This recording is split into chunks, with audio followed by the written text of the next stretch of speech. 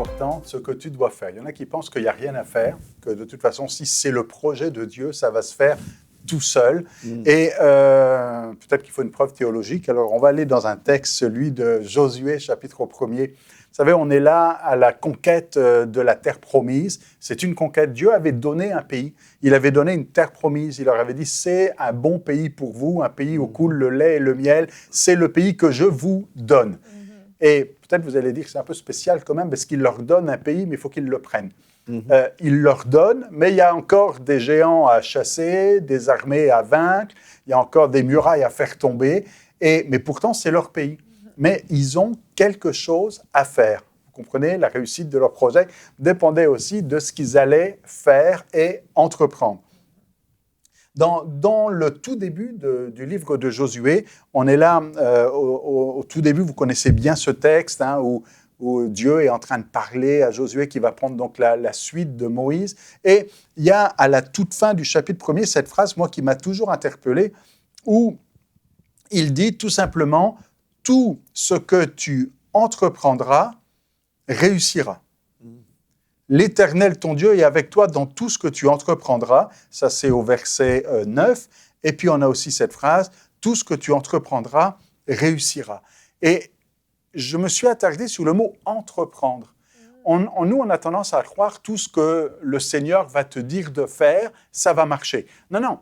Dieu dit à Josué tout ce que tu vas entreprendre, c'est-à-dire faire de toi-même. Ce n'est pas ce que Dieu va te dire de faire, c'est ce que toi, tu vas faire, ça va réussir.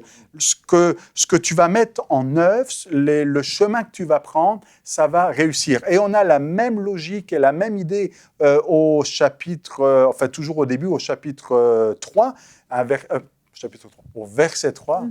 Je dois être fatigué aujourd'hui, je ne sais pas. Alors, on revient à notre texte. Au verset 3, quand Dieu dit à Josué, « Tout lieu que foulera la plante de tes pieds ». Notez bien que Dieu ne dit pas à Josué, « Alors regarde, ce lieu c'est à toi, ce lieu-là c'est à toi, je te fais la carte, voilà tout ton territoire. » Non, il dit, « Tout lieu que foulera la plante de tes pieds ». Et c'est quoi ces lieux ? C'est les lieux que où Josué va marcher. Mais il peut aller à droite, oui. Il peut aller à gauche, oui. Il peut aller là, oui. Et partout où il va marcher, tout lieu où la plante, que la plante de ses pieds foulera, sera à lui. Vous comprenez qu'il y a un choix, qu'il y a une liberté, qu'il y a une latitude. Et trop souvent, on a l'impression que quand Dieu nous donne un plan, que quand Dieu nous donne un ordre, il n'y a plus de latitude. On est serré là dans un plan, alors que Dieu nous dit « voilà où tu dois aller ». Mais après, il y a une certaine latitude et c'est de notre responsabilité d'entreprendre. J'aime bien prendre comme exemple un voyage, par exemple, si Dieu nous dit « va dans telle ville ». Bon, après, quelqu'un dira « j'y vais comment ?» Est-ce que je prends l'avion? Est-ce que je prends le train? Est-ce que j'y vais en voiture? Est-ce que j'y vais à pied? Est-ce que j'y vais en vélo? Qu'importe, va. Alors que certains disent « moi, j'aime bien quand ça va vite, alors que j'y vais en avion. » Oui, c'est parfait.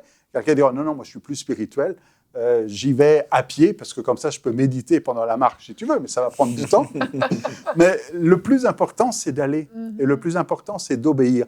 Et quelqu'un dira « mais moi je suis passé par la route du nord », l'autre dit « non, moi je passe par la route du sud », qu'importe. L'essentiel, c'est d'arriver. Et même s'il y a deux personnes qui n'ont pas pris le même chemin, le même moyen de transport, la même méthode, la même façon de faire, qu'importe, les deux ont obéi à ce que Dieu leur a demandé, à savoir aller dans tel lieu. Et c'est ce qui se passe avec Josué. Les seules contraintes ici que Dieu donne à Josué, c'est médite.